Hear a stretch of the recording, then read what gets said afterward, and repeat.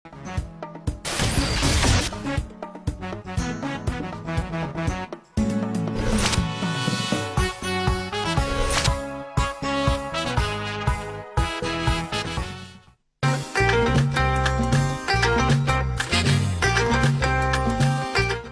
قدناتات كفابريكا أمو كساب معرفو نفرت أسمرا بانديرا إرتران إثيوبيان تشليم يرى رفاد حاموس 18 حملة 2019 أهجراو معرفو نفرت أسمرا مقد أير إثيوبيا كعلبي صبام معلاب نايتا نفاريد لزخر حدا عامت تاريخه بررا يدمغ زحالف عامت ورح حملة 2018 دحري ناي أسرع عامت مقورات كلتا أو بررا مقد أير إثيوبيا لسمايو مسمر كل إرترا حليفة أب معالبو قول نفاريت أسمرا عليبا نبرد أفتع علت نخدتها هاجراتن هزبتاتن عبي تاريخه وفتسامة مزقيبو بسلامن بني حبار سرحان كفتر زخل عبيتن قوتاو تسلوان عبي ملسيهيبو كنيو كلتين هاجرات أبقرنا أفريكا حدش معرف سحيفو سلزخونا خاء أبز حالف عامة ستبتحة سمم معاتن استنبرا خطاماتن نابايتان متنكاف استخيرت سعرتات بعابيو كابن نابن بالعلوات برحات استخيده ناي سرح مبصح مرآيا صبو تبوغسون أبنتاون صعري نيرو نتسمك خمس قبطو لكنه بخينا زيقلو إريترا حجون إريترا كم قصلتا نايتي عطوبن ستو من سرح قدماي منيستر فدرالوية ديمقراسياوية ريبوبليك إثيوبيا دكتور أبي أحمد كاب أديس أبابا ناب سمرا نقيلو سعد شعتن حمسن حموشن ناي كبر سلفنياتات كيح من صفا ماكيلوم بخلطة تغل مسرع بوتهم حزو لوقعوي ناي مقبال سلامتا تقربو كبور بريزيدنت إسياس أفوركي أما خاري بريزيدنت أتو يمانا قبراب أمباسادر إثيوبيا بإرترا أتو ريدوان حسين أما عرفو نفرت أسمران مقبال ترخبو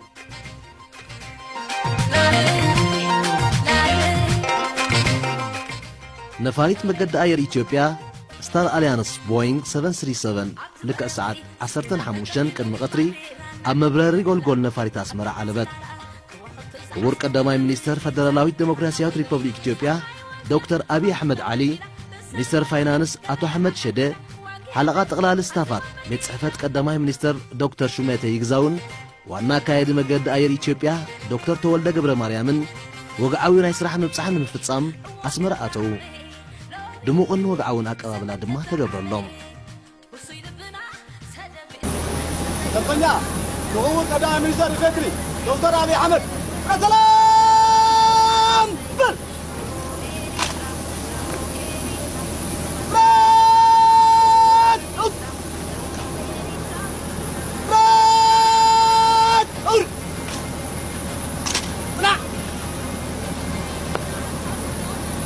دحرت يا مقبلا جايش معرفو نفرت أسمرا استخايده نياساك اسلا دقايق صانحوت كبور بريزيدنت إسياس أفوركي مس قدماي منيستر فدرالوية ديمقراسياوية ريبوبليك إثيوبيا دكتور أبي أحمد علي بغطتا نا بيت منغست اسمرا أمرحو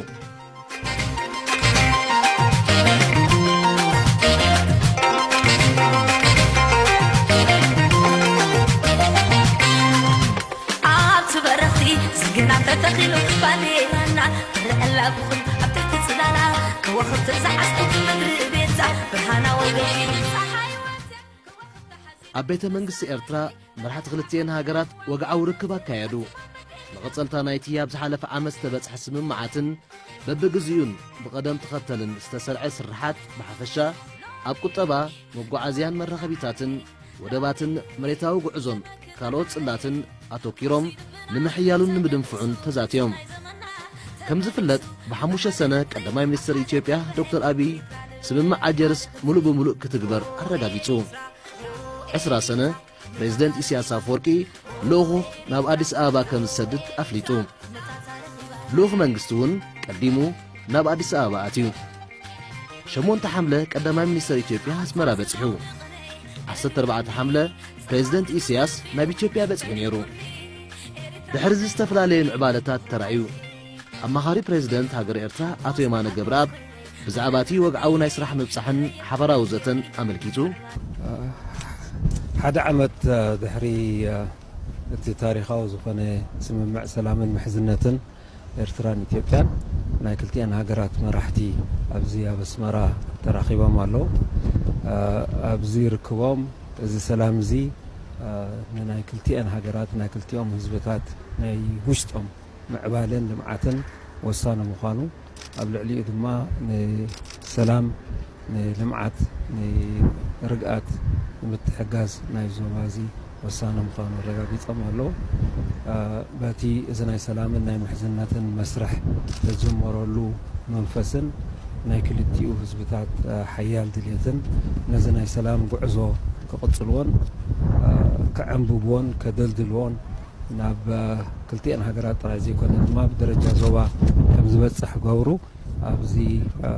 ርክብ እዚ ተወፋይነቶም እንደገና ኣረጋጊፆም ኣለዉ ድሕሪ እቲ ንኣስታት 2 ሰዓት ዝቐጸለ ዓሚቕ ዘተ ክቡር ፕሬዚደንት ኤርትራ አቶ ኢሳያስ አፈወርቅን ቀዳማይ ሚኒስተር ዶክተር አብይ አሕመድን ዝመርሕዎ ብእግሪ ተዛኒኻ ናይ ምንቅስቓስ ጉዕዞ ተወዲቡ ቅድምን ድሕርን ብምዃን ክልተ ጉጅለ ፈጢሮም ካብ ቤተ መንግስቲ ናብ ቀንዲ ጎደናታት ኣስመራ ብምውፃእ ዑደት ብእግሪ ተበገሱ ካብ ክሳድ ጎደና ዓዲ ሓወሻ ክሳብ ታሕተዋይ ጫፍ ካቴድራል ወረዱ እቲ ናይ ምዝናይ ኣካይዳ ዝነበሮ ጉዕዞ ርጉኡን ቁሱንን ሱግሚ ብመገዲ ኣጋርን ምስ እኩብ ህዝብን ነበረ ኣብ መገዲ ዝጸንሖም ነባር ከተማ ኣስመራ ንክልቲኦም መራሕቲ ምዉቕ ሰላምታ የጽግብ እቲ ምንቅስቓስ ንኤርትራውያን ተራን ዕለታዊ ህይወትን እኳ እንተኾነ ንገያሾን በጻሓትን ወትሩ የገርምን ይምስጥን ካሜራ ተንቀሳቐሲ ቴሌፎናት ኣሳእል መራሕቲ ሃገራት ይወስዳ ብቕርበት ድሕሪ ሰላምታ ሓቢሮም ብበዓለ ስእሊ ይሰኣሉ እልልታን ጠቕዒትን ነቲ መገዲ የሰንዮ ፈለማ እዋን ናብ ኤርትራ ዝመጸ ሓለቓ ጠቕላሊ ስታፍ ቤት ጽሕፈት ቀዳማይ ሚኒስተር ኢትዮጵያ ዶክተር ሽሜተ ይግዛው በእውነቱ እኔ እንደዚህ አልመሰለኝም ነበረ ምክንያቱም በነጻነት የሀገር መሪዎች ወክ ያደረጉ በጎዳና ላይ ንሕና ትማሊ ብእግርና ተጓዒዝና ቀትሪ ጥራይ ዘይኮናውን ብምሸት ብእግርና ተጓዒዝና ሰባት ክረኽቡና ብሓጎስ ይቕበሉና ይዕልሉ ይውጭጩ ኣዚና ኢና ንፈትወከ ካብዚ ንላዕሊ እንታይ ትደሊ እዚ ድማ ዝሰርሕካዮ ስራሕ ርዮም ንዓኻ ከም ጎረቤት ሃገር ከም ዋና ገዛ ከም ኣባል ቤተሰብ ርዮም ክሓቕፉኻ ክስዕሙኻ ምሳኻ ክንሰኣል ንፈትወካ ኢና ክብሉኻ ከድንቑኻ ካብዚ ንላዕሊ እንታይ ትደሊ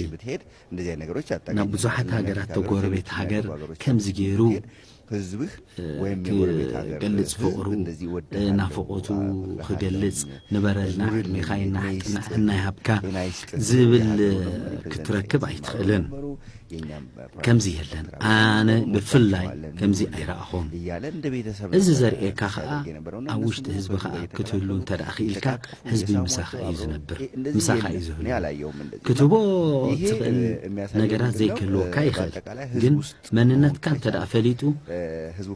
ህዝቢ ዝኾነ ሸፈጥ እንተ ዘይጌርካሉ ይፈትወካ ማለት እዩ ናይ ህዝቢ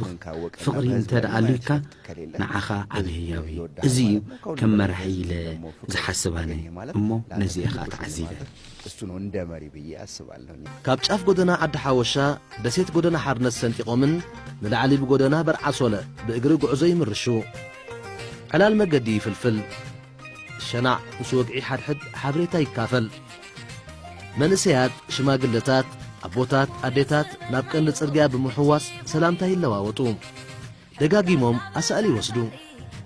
ፊስካ ጻውዒትን ጣቕዒትን ነቲ ጉዕዞ የሰንይዎ እቲ ጉዕዞ ሜዳ ቦቸፊላ ሓሊፉ ክሳብ መንበረ ቤት ኣምባሳደር ኢትዮጵያ ቤት ተቐጸለ ቀዳማይ ሚኒስተር ነቲ ምዕሩግ ቤት ብምዕዛብ ህዝብን መንግስትን ኤርትራ ንኽልተኣው ዝምድናን ናይ ሓባር ስራሕ ንምሕያልን ዘካይድዎ ጻዕሪ ዝምስክር ምዃኑ ብውዕ ስምዒት ይገልጽ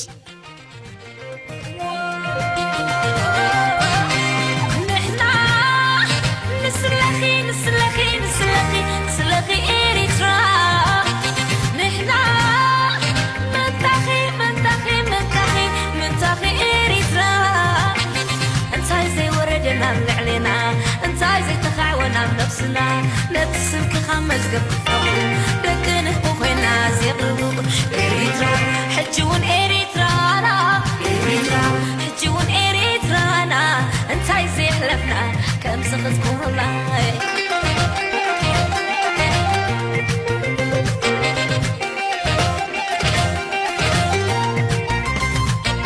ماري عرب تبعات جلدنا مسكرنا سبنح بمخانا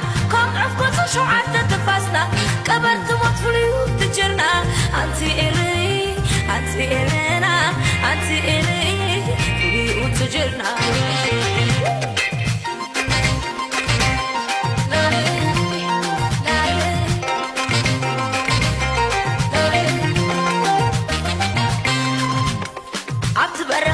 سجنا تتخيلو بانديرانا رألا بخل أبتت سلالا كوخت سعسو مدري بيتا برهانا وذي أحاي وانتا كوخت حزيلا بسال ورحي قبل أحاتيرا واقيماتي أتما مديرا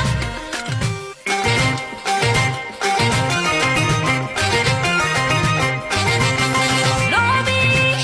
وانت تعالي لوبي زمن تتعالي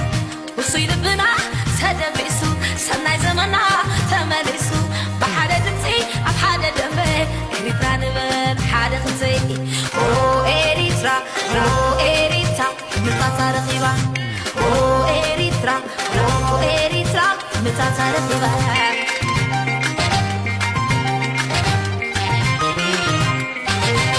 أتصلوا مغني دريموني سمعت قبل فيلو بريموني بخرى عيني حبوس بحبوس كلمي أنا خلني الريف نرجعي من عبادتي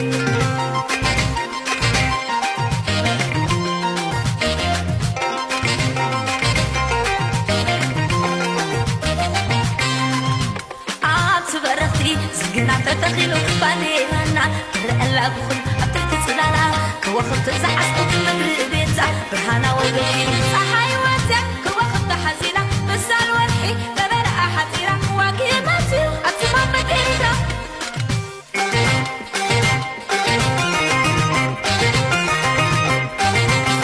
لومي وانتا تعالي لومي زمك تعالي حصيد بنا تدبسو سناي زمنا تملسو بحدا دمتي أبحدا دمبي إريترا نبل حدا خمسي أو إريترا أو إريترا متاتا رقيبا أو إريترا أو إريترا متاتا رقيبا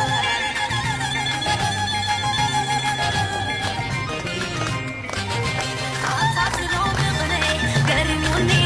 سلماك قبل فيلو بريموني إريترا عدي كونكي بغرى عيني حبوس بحبوس كلي أنا خلني الريف نرجعي من عبادتي إريترا إريترا متاتا رقيبا إريترا إريترا متاتا رقيبا إريترا إريترا متاتا رقيبا إريترا إريترا متاتا رقيبا إريترا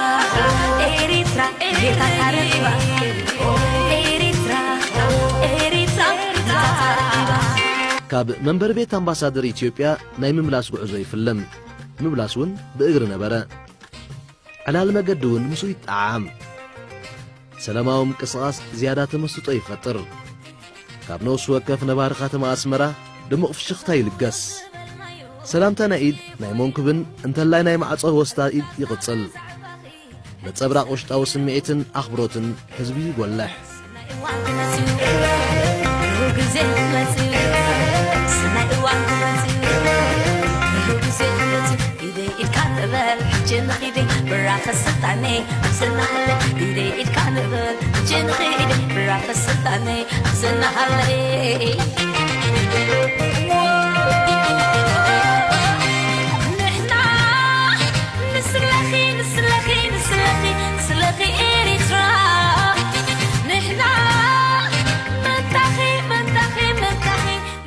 أتي نأجر جعزو عودة رئينا برا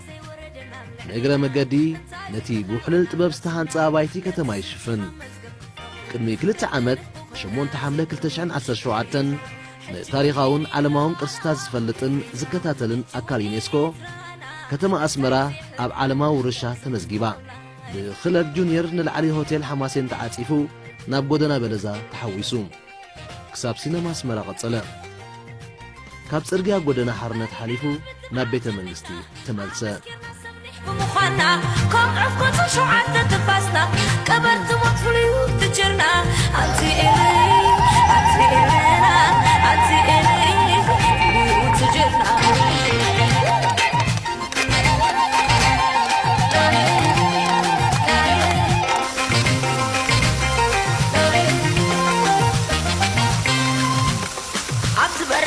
سجنا تتخيلو بعديرانا رألا بكل أبتت سلالا وقت سعست بدري زاد برهانا وذي صحاي وجدا وقت حزيرة لسان وحي قبل أحزيرة وقيمتي أتما بديرة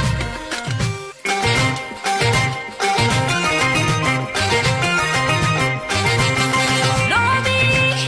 وانت تعالي لومي زمن تتعالي وصيد بنا تدبسو سناي زمنا تملسو بحادة تمسي أبحادة دمي إريترا نبر حادة تمسي أو إريترا متاتا رخيبا أو إريترا متاتا رخيبا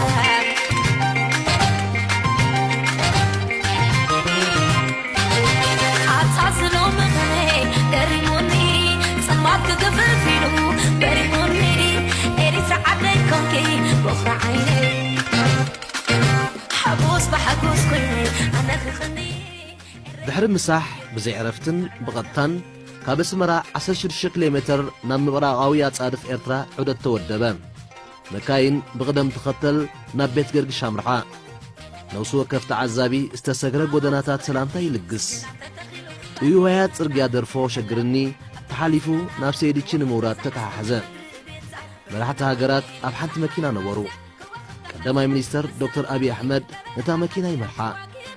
ኣብ መገዲ መኪና ደው ኣቢሎም ሰላምታ እናለገሱ ናብ ሰይድቺ በጽሑ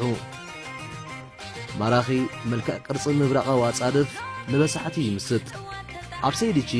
ናይ ቡን ሻሂ መደብ ተዳለወ ሸዊት ክረምቲ ናይቲ ኸባቢ ዝኾነ በለስ እውን ተቐሪፉ ተዓደለ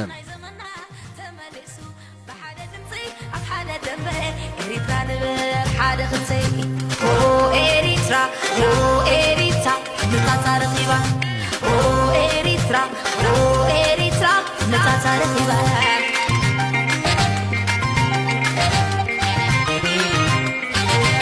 أتصلو مغني قريموني صلمات كفل فيلو بريموني إريترا عدي كونكي بغرى عيني حبوس بحبوس كلني أنا خخني الريف نفكي نعلاني متاتا رخيبا إريترا متاتا رخيبا إريترا متاتا رخيبا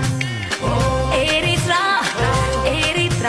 አመሰግናለሁ ክቡር ጠቅላይ ሚኒስትር ዶክተር አብይ አህመድ የኤርትራ አስመራ ጉብኝታቸው ዋና ዓላማው ባለፈው አንድ አመት የሰላም ስምምነት የተፈጸመበት ወቅት ነው የነበረው ያንን ታሳቢ በማድረግ በተለይ ባለፉት አንድ አመታት የሁለቱን አገር ህዝቦች የሰላም ፍላጎት ማዕከል አድርጎ የሁለቱ አገር መንግስታት ታሪካዊ ሰላም ስምምነት አድርገዋል ይሄም በሁለቱ አገር ህዝቦች ብቻም ሳይሆን በጠቅላላ በምስራቅ አፍሪካም አዲስ ምዕራፍ የሚከፈተ ነው በአለም ደረጃም በከፍተኛ ደረጃ የተወደሰና ትልቅ አድናቆትና ድጋፍ ያለው ስምምነት ነው በአንድ አመት በጣም ብዙ እንደ መብጻሕ ቀዳማይ ሚኒስተር ዶክተር አብይ አሕመድ ነቲ ኣብ ዝሓለፈ ዓመት ዝተበጽሐ ስምምዕ ሰላም ንምድንፋዕን ንምሕያልን እዩ ዓመት ዝተረኣየ ናይ ክልተ ሃገራትን መንግስታትን ታሪኻዊ ስምምዕ ሰላም ሓቀኛ ድሌት ክልተ ህዝብታት ዘጋደ ጥራይ ዘይኮነ ኣብ ምብራቕ ኣፍሪቃ ሓድሽ ምዕራፍ ዝኸፈተ እዩ ነይሩ ብደረጃ ዓለም እውን ዓብዪ ኣድናቆትን ኣዳን ዝረኸበ እዩ ነይሩ ኣብ ውሽጢ ሓደ ዓመት ብዙሕ ስራሕ ተሰሪሑ ዲፕሎማስያዊ ርክባት ናይ ትራንስፖርትን መጓዓዝያን ካልእ ህዝቢ ምስ ህዝቢ ዘቀራርቡ ሰፋሕቲ ስራሓት ተሰሪሖም እዞም ስራሓት ንቐጻሊ ዝሕይልሉ ጻዕርታት እውን ተዛቲሙሉ ከምኡ እውን ኣብ ዘዋና ተፈጢሩ ዘሎ ምትሕብባርን ቁጠባዊ ውህደትን ካልእን ሓሳብ ንሓሳብ ተለዋዊጦም ኣብ መንጎ ኤርትራን ኢትዮጵያን ሰፋሕቲ መደባት ልምዓት ይስርሑ ለው ሎሚ ንግሆ ናብ ቦታ ልምዓት ተጓዒዝና ነቲ ኣብ መስመራት ጽርግያ ዝርአ ዘሎ ናይ ጽገናን ምስፋሕን መደብ ተዓዚብና እዚ እውን ኣዝዩ ጽቡቕ ይግስግስ ኣሎ ጋሮች ፋይናንስ ደግሞ በጋራ የምንቀርብበት የጋራ አቅጣጫ ተቀምጠዋል። ካብ ጉዕዞ ናብ ጉዕዞ ይቀጽሉ እቲ ጉዕዞ ብእግሪ ካብ ጸሊም ጽርግያ ሰይድቺ ሰሜናዊ ምዕራብ ተሰርዐ ብመገድ ኣጋርን ናይ ሓመድ ጽርግያን ዓቐብን ቁልቁልን መራሕቲ ክልቲአን ሃገራት እናዕለሉ ይቕጽሉ ብዛዕባ እቲ ባህሪ ከይበቐቐ ዝዓደሎ ቅርፂ መሬት ማዕዶ ነፋሲት እምባት ካላን ኮታ ናብ ሰሜናዊ ባሕሪ ዝገማገም ምብራቕ ኣዋጻድፍ ይዕለል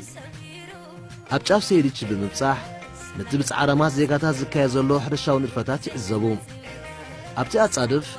ኣካል ምዕቃብ ሓመድን ማይን ዝኾነ ናይ ዛላን ከትርታትን ስራሕ ይካየድ ዛጊት ፈልስታት ዝተፈላለየ ግራብን ክቡር ናይ ዕዳጋ ፍረታትን ተተኺሉ ይርከብ ብዛዕባ እቲ ዝካየድ ልምዓታዊ ንጥፈታት ኣብቲ ከባቢ ብዝሰርሕ ሓረስታይ ሓበሬታ ተዋሂቡ ኣብ ኩጀት ብምድያብ ስግርን ማዕዱኡን ዝርከብ ባህላውን ታሪኻውያን ቦታታት ናይቲ ከባቢ بموجلح منصر مالت كشافات عزبو تاريخ دبر بيزنن أبت بوتا زلمعو أقراب صحدن بصرب امستهانسون أبايتي كم زعبات العلوم اتكبابي حدا كاب مسحب عود تسلا زخونة ناي توريست معرف أبايتي ناي مسرح مدد كم زلون أبت القاطاني تعاليلو حجون إريترانا حجون إريترانا انتاي زيحلفنا كم زغزقونا ካብ ሰይድቺ ንቁልቁል ዝቐጸለ ጉዕዞ መካይን ናብ ነፋሲት በጺሑ መስመር ነፋሲት ደቀ ምሓረ ንምቑራጽ ድማ ተዓጺፉ መሪዕ ረብት ብዓጀልና ኣመስኪርና ሰብኒሕ ብምዃንና ከም ዕፍኮቶ ሸውዓተ ተፋስና ቀበርቲ ሞት ፍሉዩ ካብ ኣፍ ነፋሲት ንዓይተን ምሓባር ተበጽሐ እቲ መስመር ብናይ ምስፋሕን ምድልዳንን ስራሕ ጽርግያ ዝለዓለ ጻዕሪ ዝካየደሉ ዘሎ እዩ ካብ ዝነበሮ ስፍሓት ብክልተ ዕጽፊ ይሰፍሕ ኣሎ ጎቦታት ተቐዲዱ ጎድኑ ዝወሰኸ መገዲ ቆረጽቲ ሩባታትን መደራጋሕን ዝሰብርን ዝዓግትን መትረብ ከምኡውን ዓበይቲ ጽኑዓትን ዓብዪ ክብደት ክጾሩ ዝኽእሉ ድልድልን ቢንቶን ንዝካየድ ዘሎ ስራሕ ተዓዚቦም መራሕቲ ክልቲአን ሃገራት ኣብ መእተዊ ማይ ሓባር ንዝርከብ ዓብዪ ስራሕ ወሪዶም ብምዕዛብ ንስራሕቲ ናይ ትቕያ መግለጺ ሓጎሶም ናይ ምትብባዕ ቃላት ለጊሶም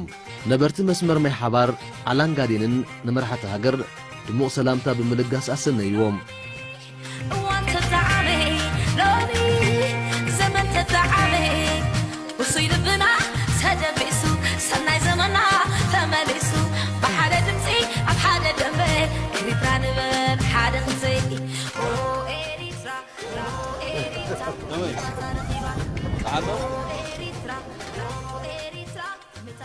ካብ ደቀ ምሓረ ክሳብ ናብ ከተማ ኣስመራ ዝቐጸለ ናይ ምምላስ ጉዕዞ እቲ ውዕውዕ ኣጋይሽ ናይ ምቕባል ባህሪ ተንጸባሪቑ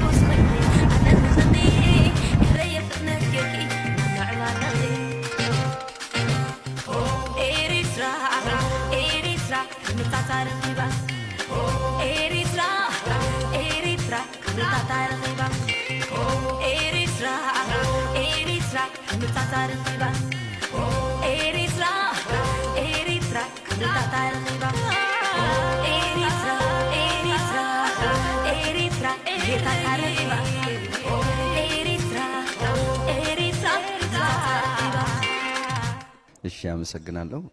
በመጀመሪያ ደረጃ ያው እኔ የመጀመሪያ ጊዜ ስለነበረ ለኔ በጣም ትልቅ ኢምፕሬሽን ነው የፈጠረብኝ፣ ትልቅ ግርምታ ፈጥሮብኛል ማለት ነው። እንግዲህ ያው ሁለቱ ሀገሮች የሰላም ስምምነት ካደረጉ እንግዲህ 1 ዓመት አካባቢ ያው ሞልቷቸዋል እና በዚህ ለማ እዚ ጉዕዞ ዝነዓይ ናይ መጀመርታ ዓውደት እዩ ስፖርት በድንበር አካባቢ ዓብይ ተመስጦ ፈጢሩለይ ናይ ብሓቂ ዓብ ኣጉርሞት እዩ ፈጢሩለይ ማለት እዩ ክልተ ሃገራት ዝፈረምኦ ናይ ሰላም ስምምዕ 1 ዓመት መሊኡሎ ኣብዚ ግዜ እዚ ብዙሓት ስራሓት ተሰላሲሎም ንኣብነት ኣብ መጓዓዝያ ኣብ ድኽባት ካልኦት ቴክኒካዊ ስራሓት ይስርሑ ከም ዘለዉ ይፍለጥ ብፍላይ ካብ ቁጠባ ትማሊ ሚኒስተር ቁጠባና ከም ዝገለጾ ክልቲአን ሃገራትን ካልኦትን ወሲኽካ ብሓባር ብኸመይ ክንዓቢ ንኽእል ዝብል መግለፂ ሂቡ ነይሩ ብሓባር ንሓድሕድና ተደጋገፍካ ብኸመይ ከም ዝዕበይ ቁጠባዊ ዕቤት ከም ዝረጋገጽ ብፍላይ ኣብ መንጎ ኢትዮጵያን ኤርትራን ከዓ ዝወራረስ ባህሊ መንነት ቋንቋን ስለ ዘሎ ሓያለ ስራሕ ተሰሪሖም ጽቡቕ ይኸዱ ኣለዉ ትማሊ ንናይ ክልተ ሃገራት ሓይሊ ዘርኢ ዘራኽብ መስመር ጽርግያ ርኢና ኣለና ምስ ተኣሳሲሩ ዝረኣይ እቲ መገዲ ምስ ተወድአ ዋሕዚ መጓዓዝያ ኣገልግሎት ክህልው እዩ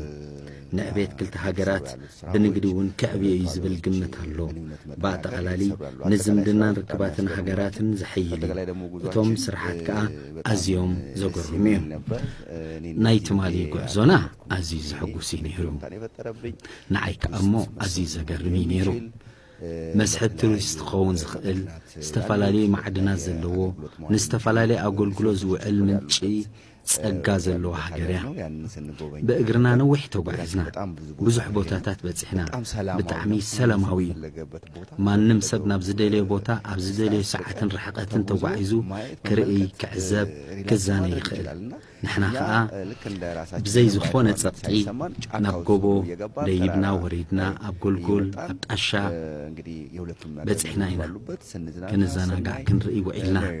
ንዓይ ኣዝዩ ዓብዪ ኣጉርሞት ፈጢሩለይ ኣሎ ኣዝዩ ደስ ቃኢሉኒ ዓርቢ 19 ሓምለ 2019 ሰዓት 9 ናይ ክልተ መዓልቲ ወግዓዊ ናይ ስራሕ ምብጻሕ ዘካየደ ቀዳማይ ሚኒስትር ኢትዮጵያ ዶክተር አብይ አሕመድ ብክቡር ፕሬዚደንት ኢሳያስ አፈወርቂ ተሰኒዩ ናብ ኣህጉራዊ ማዕርፎ ነፈርቲ ኣስመራ ተበገሰ እቲ ጉዕዞ ግን ብእግሪ ተጀመረ ካብ ሆቴል ኣስመራ ፓላስ ክሳብ ኣህጉራዊ ማዕርፎ ነፈርቲ ኣስመራ ብነበርቲ ከተማ ኣስመራ ድሙቕ ሰላምታን ምዉቕ ፍሽኽታን ተለገሰ ንእግረ መገዲ መዘከርታ ናይ ስእልን ሰላምታን ኣይቋረፀን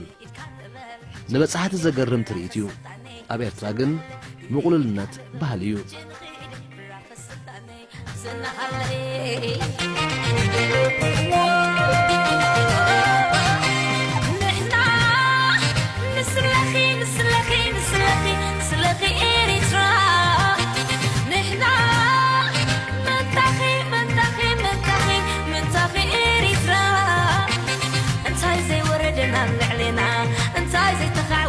نفسنا نفسك خمس قبل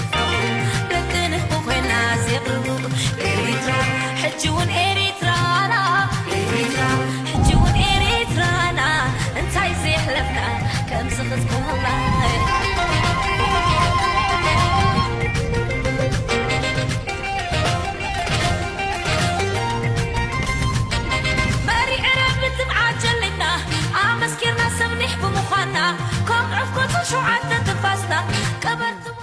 ጽርግያ ብምቁራጽ ኣብ ከባቢ ማዕርፎ ነፈርቲ ኣስመራ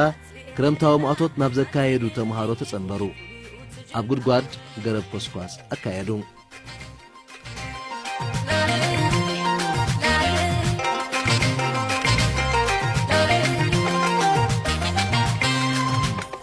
ኣብቲ በረኽቲ ስግና ተተኺሉ ባንዴራና ክረአላ ብኹል ኣብ ትሕቲ ጽላላ ክወኽል ትዝዓስቱ ምድሪ ቤዛ ብርሃና ወገን ፀሓይ ወጃ ክወኽል ተሓዚላ ብሳን ወርሒ ገበላ ኣሓቲራ ዋጊመትዩ ኣትማን መደሪካ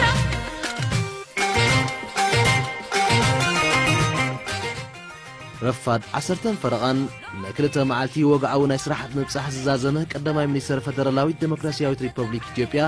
ዶክተር አብይ አሕመድ ብክቡር ፕሬዚደንት ኢሳያስ አፈወርቂ ተሰኒዩን ብናይ ክብሪ ሰላምታን ናብ ሃገሩ ክቡር ቀዳማይ ሚኒስትር ኢፌድሪ ዶክተር አብይ አሕመድ ሰላም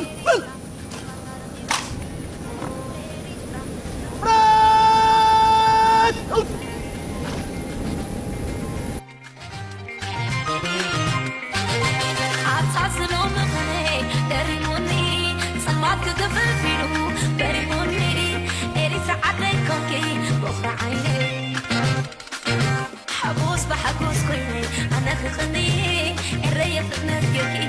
نعمل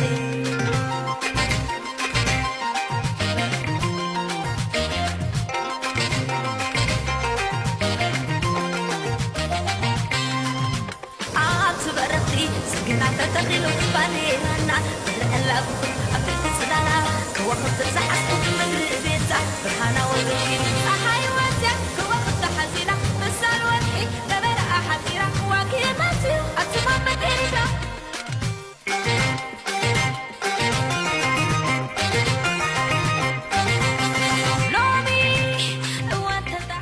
ድሕሪ ስምምዕ ሰላም ቀዳማይ ሚኒስትር ዶክተር ኣብዪ ኣሕመድ ንራብዓይ ግዚኡ ናብ ኤርትራ ወግዓዊ ናይ ስራሕ ምብፃሕ ምክያዱ ይፍለጥ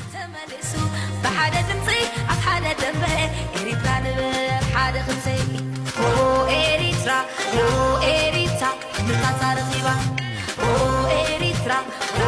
ኤሪትራ ንታታ ረኺባ